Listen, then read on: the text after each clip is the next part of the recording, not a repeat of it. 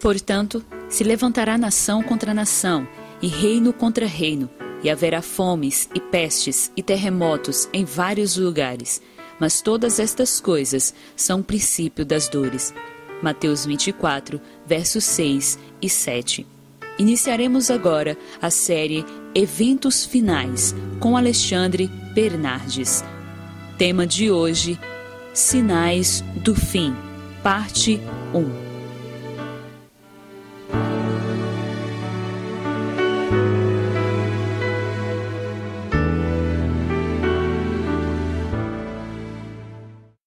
Pai Santo e Eterno Deus, mais uma vez pedimos que o Senhor nos abençoe e nos dê sabedoria para entender a Tua Palavra, especialmente acerca do tema que será tratado nesta tarde. É o que te pedimos e te agradecemos em nome de Jesus Cristo. Amém. O estudo de hoje, então, primeiro da série Eventos Finais da Profecia Bíblica, Sinais do Fim. É o tema, então, de hoje que nós estaremos tratando. Então, na Terra Santa, não é? Você já deve ter ouvido falar sobre a Terra Santa, que de repente você até já fez uma viagem para lá, enfim. Na Terra Santa, em uma área denominada Montes Golã, encontramos placas ali escritas em vários idiomas, como por exemplo hebraico, árabe, francês e inglês.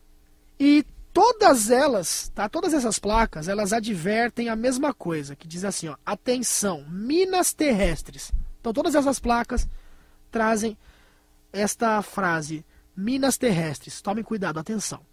Áreas inteiras ali do território estão repletas de minas mortais, de resquícios de guerras que já aconteceram ali. E os avisos advertem as pessoas do perigo que corre ao caminhar nessas áreas minadas.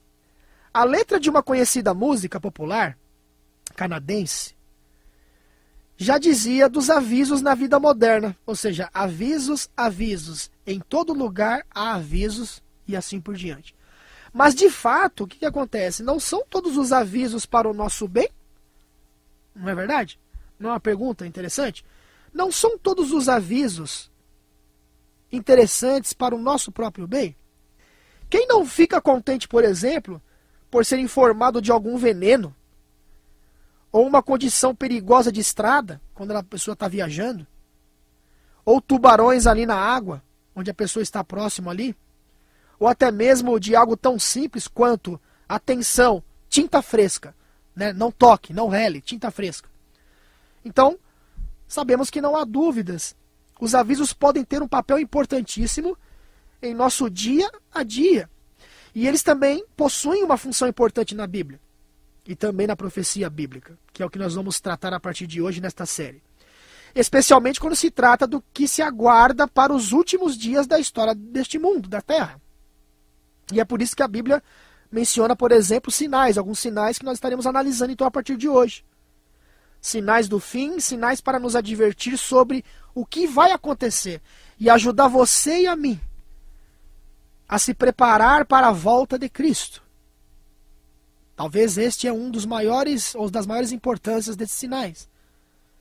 Então nós temos tranquilidade, temos segurança ao ver os sinais cumpridos, ou os sinais se cumprindo em tempos de dificuldade. E vivemos em tempos difíceis, vivemos em tempos de dificuldade. E quem não gostaria de ter tranquilidade e segurança nos dias atuais? Então você que vive aí, você que está analisando as coisas que estão acontecendo ao redor deste mundo, ao seu redor, você não ficaria tranquilo de conhecer alguns sinais que passariam segurança para você, mesmo em meio a um mundo de dificuldades e crises que vivemos, sim ou não? Claro que você diria que sim, não é verdade? Então nós vamos para uma primeira pergunta do nosso estudo de hoje, que é a seguinte: o que Jesus disse sobre os sinais? Então, anote aí os textos. Se você não conseguir ler os textos juntamente comigo agora, anote e depois confira. Primeiro texto, Evangelho de João, capítulo 13, versículo 19. Evangelho de João, capítulo 13, versículo 19. O texto diz assim: desde já vos digo, antes que aconteça, veja, para que, quando acontecer, creiais que eu sou. Tá vendo só? Então Deus, ele realmente está no controle de tudo. Todas as coisas estão sob o controle de Deus. Ele está controlando todas as coisas. há uma ilustração interessante que mostra Jesus segurando na palma das mãos o planeta Terra. Na verdade, Deus está tudo está sob o seu controle. Ele está controlando todas as coisas, inclusive a sua e a minha vida. Ainda que pareça não haver luz no fim do túnel, Ele está realmente dirigindo todas as coisas. Então ele disse, eu digo para vocês agora, antes que aconteça, porque quando acontecer, vocês vão acreditar. Então Jesus ele falou ali aos seus discípulos das coisas que aconteceriam quando? No futuro. De modo que quando acontecesse, ou quando acontecer, eles pudessem confiar em sua palavra, e que ele é quem disse ser. Então o mesmo se dá com os sinais dos tempos do fim também. Há milhares de anos, por exemplo, a Bíblia nos deu sinais ali de advertência, previsões sobre o que aconteceria nos últimos dias. Todo começo de ano, as pessoas já começam a ir atrás de tarólogos, não é? De astrólogos, e aí começa a passar na televisão ali o pai não sei o quê, a mãe não sei o quê, dizendo o que vai acontecer com os atores globais, com os atores do SBT, ou com os atores da Record, aquela coisa que a gente sempre vê, não é? Que time que vai ganhar campeonato de futebol. E Deus, que é o Criador dos céus e da terra, que sabe todas as coisas? Será que podemos ir até Ele, até a sua palavra, e saber de alguns sinais que vão acontecer antes da vinda de Cristo? Então, se nós soubermos reconhecer quais são esses sinais, quando nós virmos eles acontecerem, conforme foi predito, foi profetizado na Bíblia, o que vai acontecer? Nós poderemos então saber que estamos nos tempos finais. E além disso, nós teremos certeza de que Deus está no controle e poderemos confiar nele, mesmo durante tempos de provação que venham sobre a minha vida e sobre a sua vida. Agora uma pergunta, Deus sabe o futuro? Né? A gente mencionou aqui a questão do futuro e tudo mais, dos videntes, aquela coisa toda. Deus sabe o futuro? Isaías capítulo 46, versículo 9 e 10, não é? Então nós podemos ler esse texto. Livro do profeta Isaías, lá no Antigo Testamento, capítulo 46, versículos 9 e 10, nos diz o seguinte... Repetindo, Isaías 46, versículos 9 e 10. Lembrai-vos das coisas passadas da antiguidade, que eu sou Deus e não há outro. Eu sou Deus e não há outro semelhante a mim. Verso 10. Que desde o princípio anuncio o que há de acontecer. E desde a antiguidade as coisas que ainda não sucederam. Que digo, o meu conselho permanecerá de pé, farei toda a minha vontade. Então, qual seria a resposta a esta pergunta? Se Deus sabe o futuro ou não? Qual seria? Sim, podemos confiar no que Deus nos diz sobre o futuro. Se há alguém que nós podemos confiar, e se há alguém no qual podemos ir até este alguém, é Deus. Não astrólogos, não tarólogos, não necromantes, adivinhos, nada disso. Mas naquele que criou o céus e a terra e que conhece cada fio de cabelo que há em sua cabeça, que conhece você pelo nome. Aquele que conhece cada estrela do universo pelo nome, que também conhece você pelo seu nome. Então ele sabe todas as coisas. E quais são alguns dos sinais, então, que a Bíblia nos mostra em relação aos eventos dos últimos dias? Por exemplo, livro de Daniel, você pode abrir ou anotar e ler depois. Daniel 12, versículo 4. Daniel 12, versículo 4. A palavra de Deus nos diz o seguinte, Daniel 12, versículo 4. Tu, porém, Daniel, encerra as palavras, excela o livro, até ao tempo do fim. Muitos o esquadrinharão, e o saber, o quê? Se multiplicará. Então o profeta bíblico Daniel, ele predisse claramente que logo antes do fim do mundo, ou seja, deste mundo de pecado, nós testemunharíamos um aumento dramático do quê? Do conhecimento. E a pergunta é, será que isso já aconteceu? E a resposta, claro que sim. Ou seja, o que temos presenciado nos últimos 100 anos, por exemplo, na ciência, tecnologia, teria chocado pessoas que vivessem há 260 anos atrás. Se esse pessoal hoje ressuscitasse e veriam tudo isso que tem acontecido em matéria de tecnologia, iam ficar assustados. Interessante.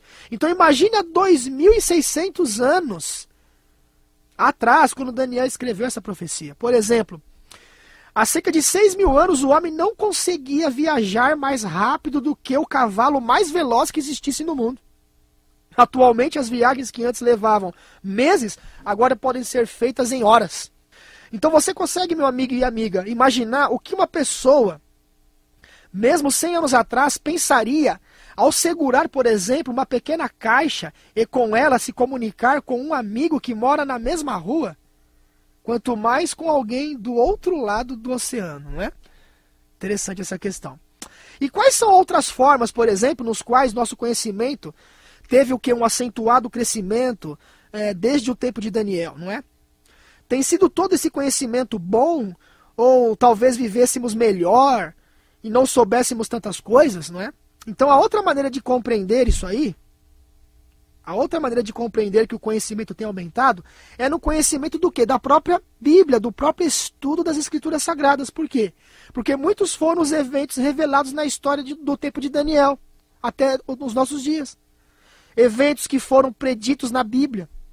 E olhando então para trás, a partir da perspectiva de vida que temos hoje, nós vemos o quê? A precisão das profecias nos acontecimentos da história.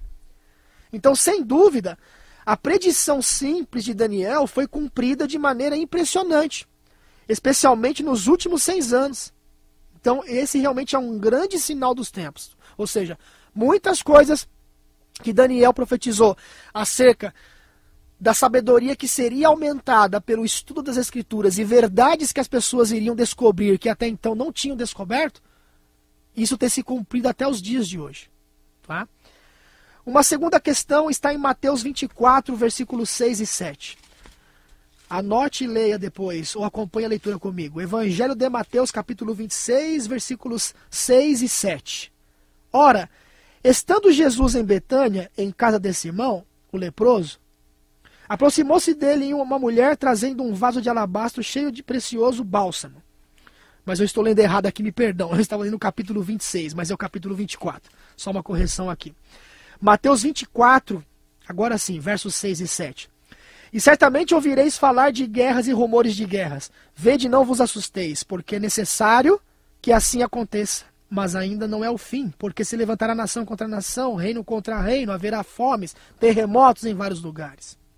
Então, o que faz dessa profecia, por exemplo, ser tão maravilhosa é o fato de que não faz mais de 100 anos as pessoas acreditavam que o mundo estava caminhando em direção a um tempo de grande progresso moral, espiritual e material também. Então, as pessoas no final do século XIX e começo do século XX, elas pensavam que a humanidade tinha tudo. Tinha tudo. Que os avanços na ciência e na tecnologia anunciariam um tempo de paz, porque já tinham chegado no máximo da tecnologia. Agora viria a paz, viria a prosperidade, viria a riqueza, nas quais a guerra seria uma ação do passado. Olha que interessante. Ou seja, trabalho de bárbaros.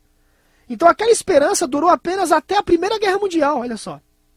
Durante a qual a tecnologia e a ciência que deveriam nos ajudar foram usadas exatamente para matar pessoas de uma maneira jamais imaginada por nossos ancestrais. E, no entanto, tão ruim quanto esta guerra foi a chegada de uma Segunda Guerra Mundial, na qual mais de 50 milhões de pessoas morreram. Em nossos dias, quem realmente pensa que guerra é coisa do passado? Então ali estavam os melhores e mais brilhantes pessoas, meros 100 anos atrás, hein? Prevendo uma época em que a guerra seria obsoleta, mas não foi o que aconteceu.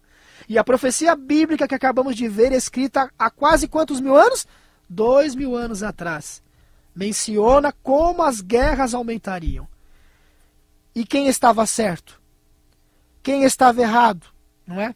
O que isso nos diz sobre o quanto podemos confiar na Bíblia, especialmente em comparação às previsões de simples humanos? Então são perguntas que requerem respostas.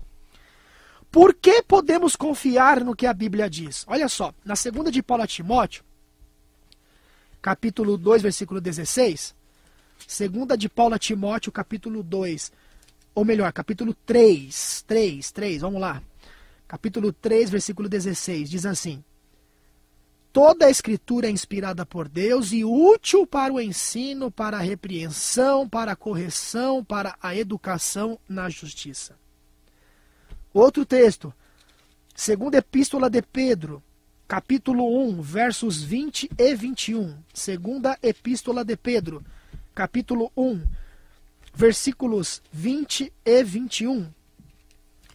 Sabendo primeiramente isto, que nenhuma profecia da Escritura provém de particular elucidação, porque nunca jamais qualquer profecia foi dada por vontade humana. Entretanto, homens santos falaram da parte de Deus, movidos pelo Espírito Santo.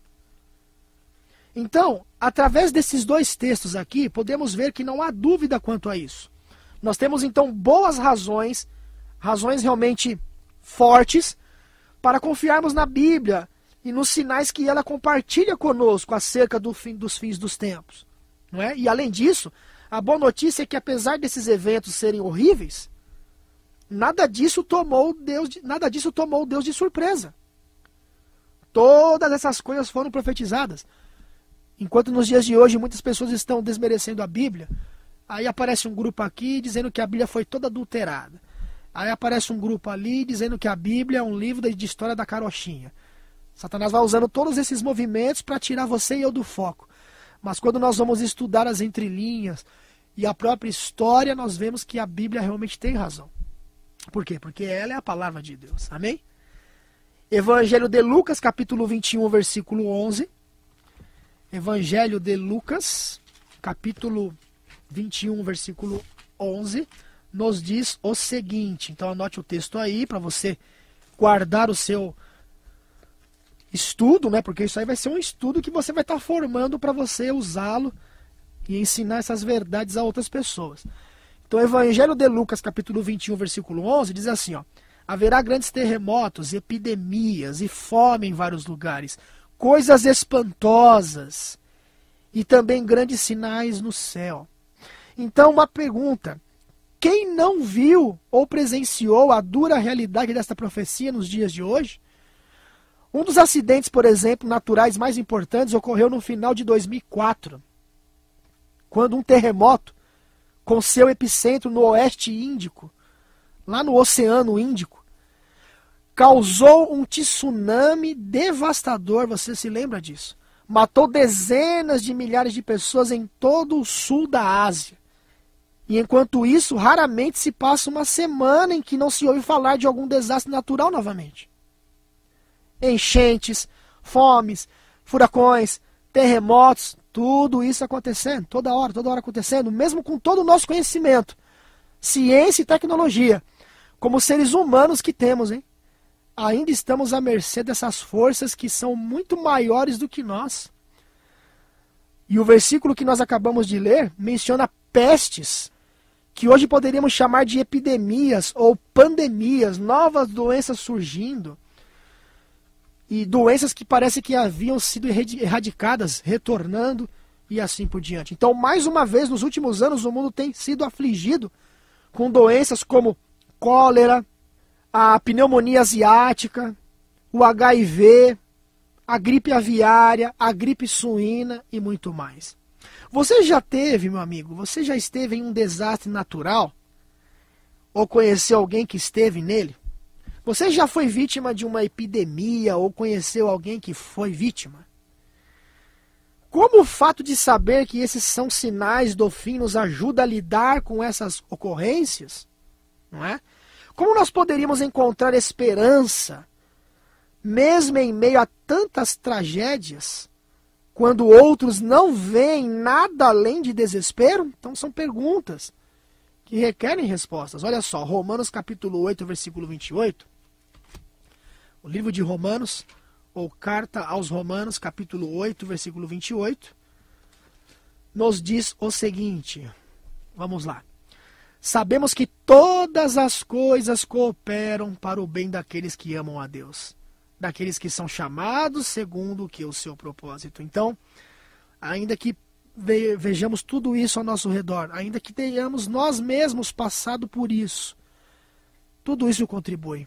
Talvez hoje a gente não entenda isso, mas lá no céu um dia vamos entender, não é? Todas as coisas serão entendidas. Eu costumo dizer que de um lado está Deus, do outro lado está o diabo.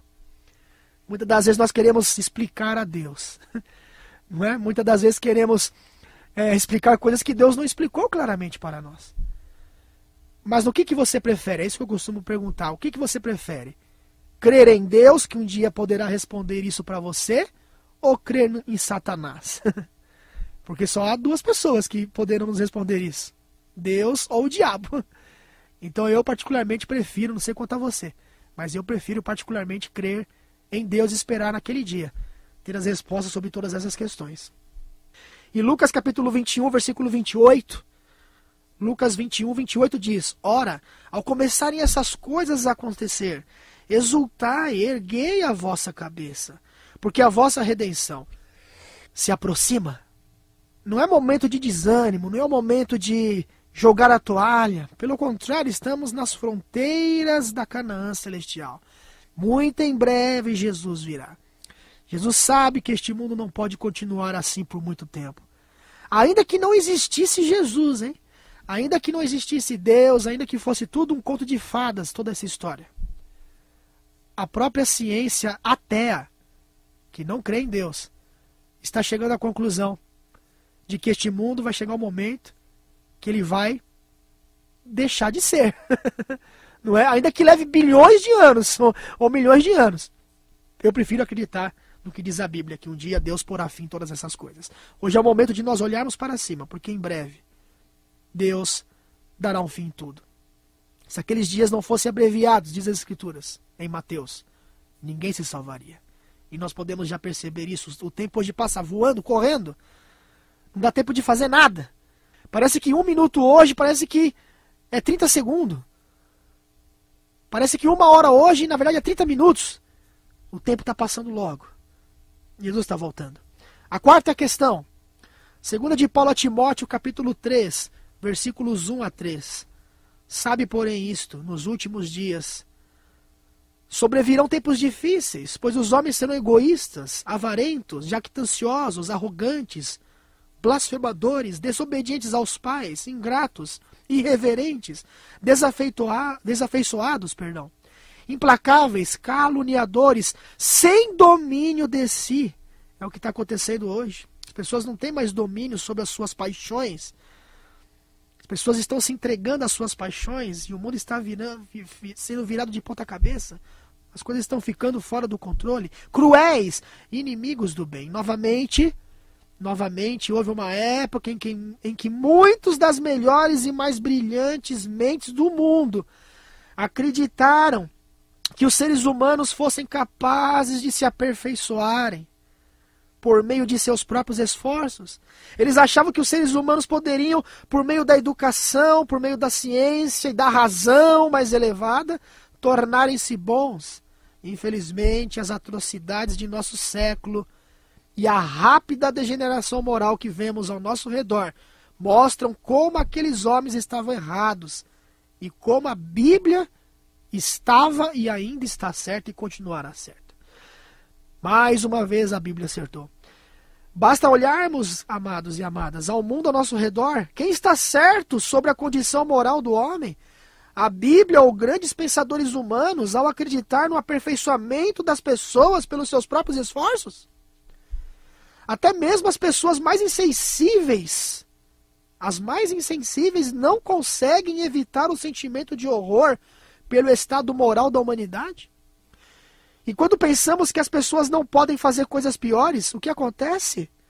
Lemos a respeito de algum ato moral ainda mais degenerado, uma coisa ainda pior do que aquela anterior. E o texto que nós acabamos de ler, na 2 de Paulo a Timóteo, capítulo 3, de 1 a 3, descreve claramente o mal prevalecendo no mundo no fim dos tempos. E isso inclui mais do que degeneração moral. O autor ali prevê ainda a violência sectária, a étnica de hoje, a ganância corporativa, um preconceito contra a moralidade da Bíblia, corrupção política, abuso infantil e conjugal, um crescimento no número de mortos a partir de atos criminosos, o espectro do terrorismo mundial e muitas outras coisas. Que motivo então a Bíblia apresenta para existir tanto mal no nosso mundo? Vamos concluir então com alguns textos e na semana que vem terminarei o primeiro sinal, que é os sinais dos tempos do fim, analisando o ponto número 5 e o ponto número 6 e já entrando no próximo tema.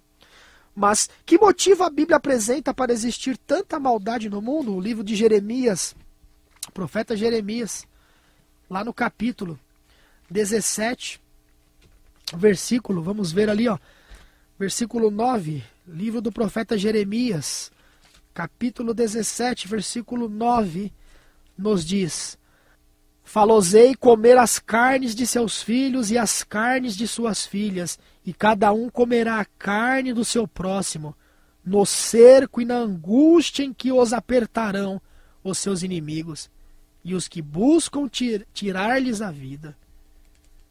Jeremias capítulo 19, versículo 9 eu li. E agora eu leio o 17, versículo 9 também. Porque haverá um tempo de muita mortandade. Por causa da impiedade, muitos serão mortos. Uns matarão aos outros.